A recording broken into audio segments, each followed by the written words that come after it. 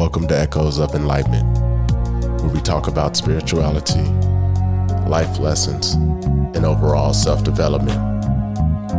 Today's episode, I'll be talking to the chosen ones and the Lightworkers, just letting you know that there's calmer waters.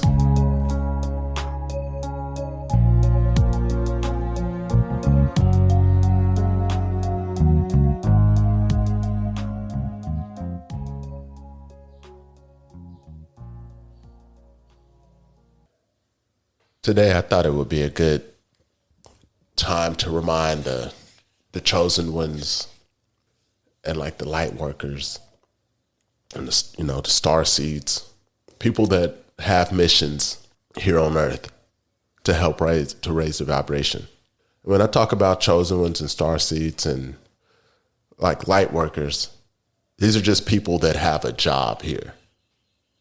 A specific, they have a specific purpose, not better than anybody else, but just here for a different reason. Being a chosen one or a star seed it's been a struggle. It's been, constant battles, constant things that you have to overcome, all these different lessons you have to learn. And this has been going on since you're a kid. And it's almost like a constant, it's constant training. It's like a level of training that just keeps going. You could for a job or something, you could take a 6-week training before you can actually start working. When you're a chosen one, your training doesn't stop. Since you're a kid up until you really have an awakening. And then that's when you access everything else. All your powers, you start incorporating all these different lessons that you've learned. And now it'll be time for you to start helping everybody else with all the things that you've gone through and all the different lessons you've learned. Now it's like, I've climbed up this mountain. Now I'm at the top or somewhere close. Now I can turn around and start pulling people up. Because the first person climbing that mountain, they're kind of finding the way. And as a chosen one and like a star seed and all the people that are here to raise the vibration, we're all just different puzzle pieces. It's just a big puzzle and we're just one piece. So all the information, the knowledge that we have, we're just putting the stuff together to make a bigger cause. We're just coming together. That's why, I'm here teaching what I've learned and what I've been through, just to help everybody, to help the people that are in my area, that find me. And then there's other people that saying, stuff like what I'm saying, but they're saying it for the people that can understand the way that person teaches. So we're all needed here. So during this struggle of learning, the struggle of just from a kid to an adult, it seemed like it's not issue or problem, it's just challenges. But the reason why you think it's a problem or an issue is because you don't know what you're doing. You didn't realize you were in training. God's been training you for this moment. And a lot of y'all are still in training, and I'm still in training. But for the people that are, you realize that you're a little different from everybody else. And it's always seemed like, you're isolated from the crowd, maybe gang stalked and just all this, different stuff. Realize that this is just training right now and learn all your lessons from it. Faster you learn, easier it is on the stress level. You understand that you're just in training. Now imagine if somebody goes, hey, we're going to go for a jog. And you're like, oh, a jog. All right, cool. Jog seems fun. We'll do that Saturday morning. But you don't know that it's going to be a ultra marathon long jog. Because now you go, as soon as you start off, you're like, oh yeah, this is, you're looking at the scenery and stuff. You're just kind of jogging. Then after 3 miles, you're like, wait, how far are we going? And you're like, oh, they're like, just keep going. So that jog is way harder since you don't know that there's a purpose to that job. You don't know that this is training for a marathon. That's why you're running however many miles. It'll be a different story if you knew that you were training for that. You just thought you were going for a jog. And now you get out there and you're doing 26 miles. I don't really know how long an ultra marathon is, but 26 miles seems like a long jog. And you're not ready. You're not prepared for it because you didn't even know what it was. So it's gonna be hard because you don't feel like you're ready for it. You might have worn some other type of shoes if you knew you were going to be running this long. But the real strength in it is make you do it when you're not ready. So you have to overcome other kind of obstacles that you might not be prepared for. That's how life is. You're never really ready for any kind of challenge or, challenging time or a problem that pops up. You're not really ready.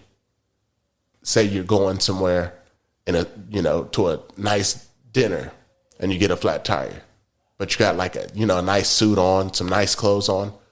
You're not prepared to change a tire. If you knew you was going to get a flat, you would have probably had some like workout clothes on and some tennis shoes because you're going to be kind of bending down on the ground and jacking the car up, and you see what I'm saying? But if you can change a tire in a suit, then you're kind of ready for anything. Nothing can stop you. So that's how the training is for the chosen ones and the star seeds, the light workers.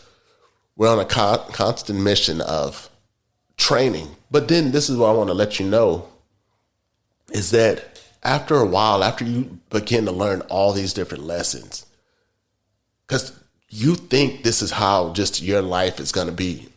And I don't blame you, because up until your awakening, until you move to the calmer waters, all your life has been is rocky, like turbulence. It's been like turbulence, just shaky, rocky, just thing after thing up until the calmer waters. So that's all you've ever really known. So that's why you don't think that it's going to be anything different. But the thing is, during this whole time of this rocky waters that you've been going through, you've always made it through it, though. You always just like, well, here we go again. Let me conquer this problem. You conquer that, then you get maybe like a small break. And the small break that God gives you, like the water break he gives you, is like when it's like you jogging past a water fountain and you go down to get water, but your feet are still moving. So you have to push that button, get a sip of water while your feet are still going. You don't get to stop at the water fountain and just chug. You don't get to do that. Then you move on to, other stuff. And I'm not saying it's a constant battle, but it's always, it's training. It's constantly something you need to learn and work through. So you're building up endurance with all that. And after a while, after all this knowledge and all this training, you'll get to a point to where the water is calm. You'll finally reach a level of peace. And this is true peace. And this is also after you've done the shadow work. Because you're going to have to do your shadow work. You're going to have to do all your internal work while chaos is still going on the outside, while you're just living your regular life. You're going to get synchronicities and stuff that's going to lead you to the point where you have to do the shadow work. And once you clear up all these different internal problems that you've accumulated over the years, and there's all the problems that you've had from the training, you're healing all this stuff. That's what your shadow work is doing. You're going back. And if you didn't learn the lesson when you were going through it, when you do the shadow work, now you get to go back and kind of replay all this stuff and review what you might have missed. And then you can get a better understanding. That's how shadow work works. You go back and look at a problem that you didn't want to acknowledge. And when you go back and look at that problem that you didn't want to acknowledge, you get to analyze it. Look at the problem from the beginning and analyze it.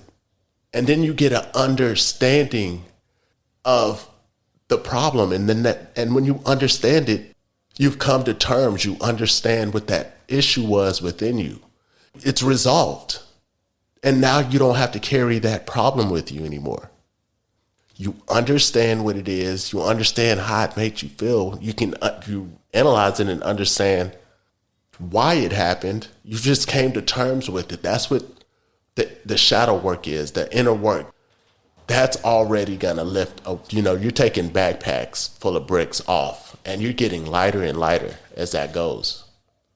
And meanwhile, there's still a few things that's going on the outside, just because training is still going. This is up until you reach the calmer waters.